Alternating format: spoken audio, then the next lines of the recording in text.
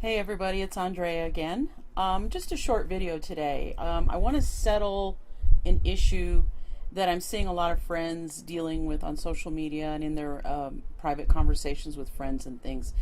As you may realize, this past weekend, Senator John McCain from Arizona died of brain cancer.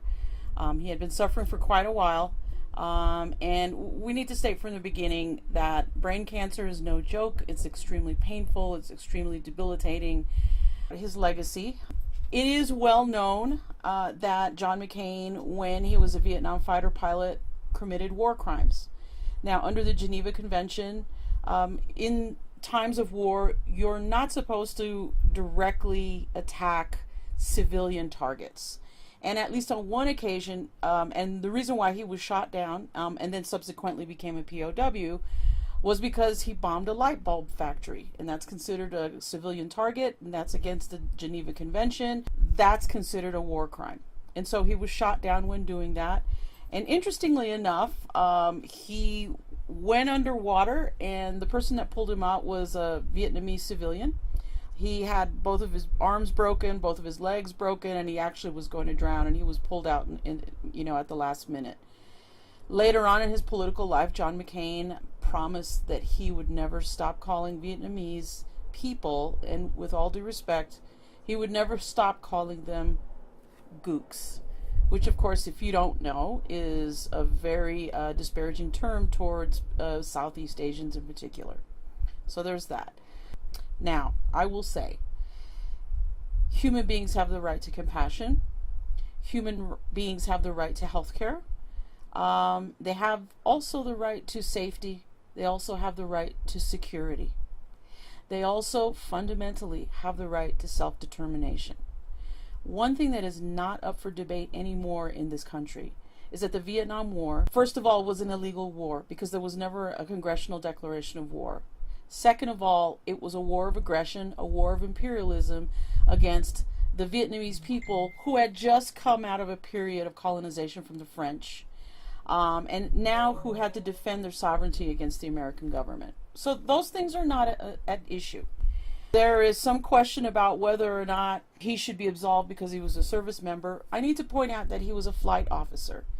And whether or not it was his decision to go ahead and bomb a light bulb factory, as an officer, he had an obligation to carry out the Geneva Convention. In fact, being a former military person myself, one of the first oaths that you have to take is that you are going to observe the Geneva Convention. And so by him choosing to take that particular target out in direct contravention to the Geneva Convention, it doesn't rise to the same passivity that draftees during the Vietnam War had to face, in which they really weren't able to make any kind of autonomous decisions. But he, as an officer, he certainly did. So there's that.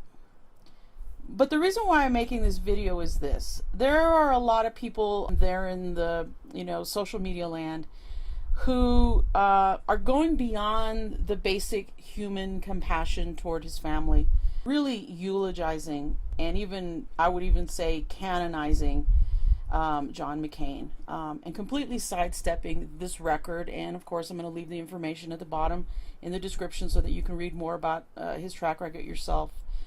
And while it's okay to express compassion toward a person's family, I really have to call question the logic that some of you are using with regard to eulogizing Senator McCain, because you are conveniently forgetting the fact that he's a war criminal, the fact that his legislation directly hurt the lives not only Americans, but Iraqis, Afghanis, etc., etc. He never met a military defense budget he didn't like, and he voted for all of them.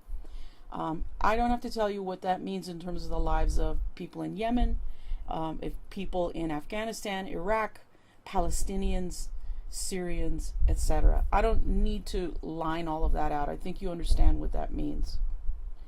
And so by forgetting this track record, forgetting the fact that he actually committed war crimes, forgetting the fact that he received treatment while voting to take away our right to health care, shows that some of you are willing to set aside real human need, real human suffering in order to align, possibly via class, with this individual. And for me personally, the other part that really disturbs me is how easily some of you are willing to push aside these war crimes, these crimes against humanity, when it comes to people in the global south, who often are struggling for self-determination, struggling for independence, struggling for the opportunity to make a call on their own lives without American interference. And apparently that is less important to some of you than the fact that this man committed war crimes and hurt many of us here and abroad. So I'm inviting you to reflect a little bit on that and ask yourselves why some lives matter less than the life of John McCain. Why it's okay for us to conveniently forget the human suffering that our governmental policies inflicted, just so that you can show that you can reach across the other side of the aisle and remember this person that was John McCain. And now I want to be clear, it is true that he stood up against torture, but still, this is a person that went ahead and made a momentary connection with human rights in an issue that touched him personally based on his own experience as a POW, but didn't carry that moral consistency all the way through his elected office. We on the left have to be concerned with moral consistency. If not, then what we're going to be doing is prioritizing some lives over others.